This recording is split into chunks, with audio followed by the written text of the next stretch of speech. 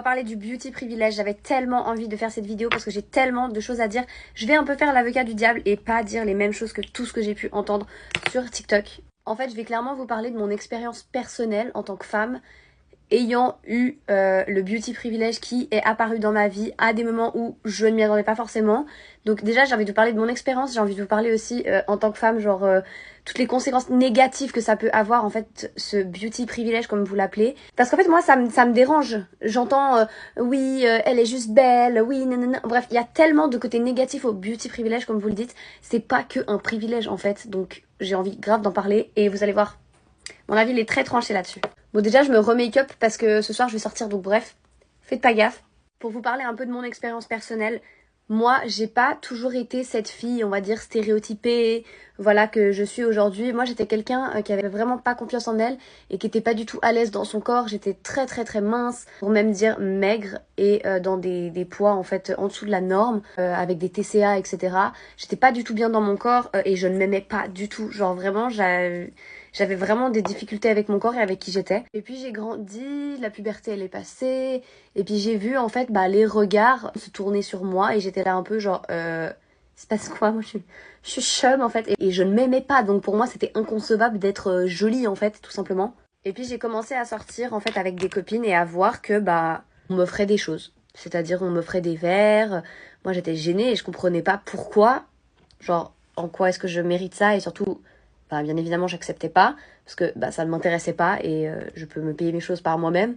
Enfin bref, jusqu'à ce que par exemple, pour vous citer un cas qui m'était arrivé, mais ça date d'il y a très longtemps quand même, j'étais à peine majeure, j'étais allée en Espagne avec une copine. En fait, des promoteuses en fait de la boîte nous ont demandé si on voulait être à une table gratuite juste pour nous. Évidemment, on était jeunes, on a dit oui, volontiers, avec plaisir. C'est où le piège quoi? Elle a dit non, il y a pas de piège, juste vous avez votre table et des bouteilles pour vous. J'ai dit ok. Sauf qu'elles ont commencé à ramener d'autres filles et puis je les trouvais belles. J'étais là waouh. Et je me suis dit mais pourquoi moi en fait? Pourquoi est-ce que moi, comme j'avais pas du tout confiance en moi. En plus je comprenais pas pourquoi j'étais à cette table avec toutes ces belles filles. Jusqu'à ce que je voie autour de nous en fait des hommes prendre des tables. Et là ma copine elle m'a expliqué, elle a dit mais en fait ça s'appelle du rabattage. Je crois qu'on appelle ça comme ça.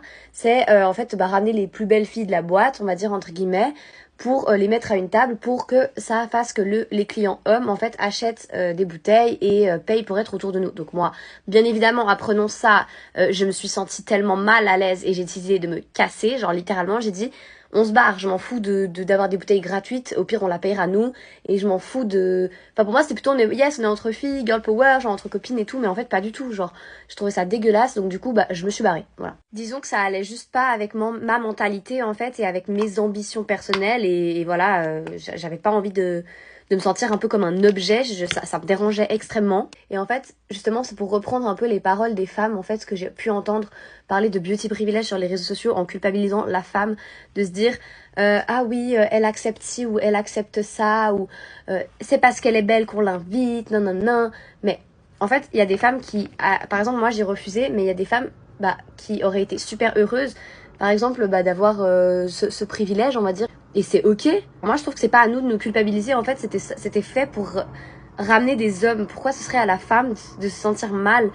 Comme j'ai dit, moi, ça allait pas avec ma façon de penser, mes ambitions. Mais pour moi, justement, je suis pas d'accord avec le fait de dire ouais, le beauty privilège, c'est n'importe quoi. Moi, je trouve que les opportunités, elles arrivent et que si ces femmes décident de les saisir, écoutez, saisissez-les. Il y a tellement, en fait, je trouve, de points négatifs au beauty privilège en tant que femme, genre jolie, catégorisée comme belle, que pourquoi ne pas profiter de ces occasions, en fait. Je veux dire, plein de personnes qui ne refuseraient pas. Et je peux totalement le concevoir. Comme j'entendais d'autres femmes dire oui mais elle a réussi sur les réseaux sociaux juste parce qu'elle est belle. Moi je suis tellement pas d'accord avec ça. Si tu réussis sur les réseaux sociaux parce que t'es jolie, c'est pas parce que seulement t'es jolie, c'est parce que t'as créé du contenu, parce que t'as continué, t'as persévéré, etc. C'est pas juste t'es belle et tais-toi en fait. Enfin moi je suis tellement pas d'accord avec ça et je trouve rabaissant pour les femmes et je trouve que de femme à femme on devrait tellement pas se dire ce genre de choses. Et du coup j'en arrive, transition toute faite, j'ai oublié de mettre ma poudre avant, j'ai envie de me flinguer. On arrive à la partie justement des points négatifs que j'ai pu subir justement dans ma vie avec ce beauty privilège, la haine des autres femmes. Je m'explique. Pas toutes, hein, bien évidemment, mais surtout la haine au travail des autres femmes. C'est-à-dire, par exemple, des femmes un peu plus âgées, qui, parce que pas que les plus âgées, hein, mais ça m'est souvent arrivé avec des femmes plus âgées, parce que tu es stéréotypé comme quelqu'un qui prend soin d'elle, en fait, bah, il y a certaines femmes qui aiment pas ça. Ça leur fait peur, je sais pas pourquoi, ou peut-être que ça leur ravive des souvenirs d'elle et leur jeunesse, je ne sais pas. Mais j'ai eu essentiellement, justement, qui étaient méchantes avec moi, ou qui pensaient que j'étais bête. Vous savez, par exemple, j'ai eu des remarques quand je me suis fait embaucher dans certains postes, etc. Alors que j'avais réussi mon entretien, mais vraiment, et alors que j'avais les diplômes, les qualifications, etc.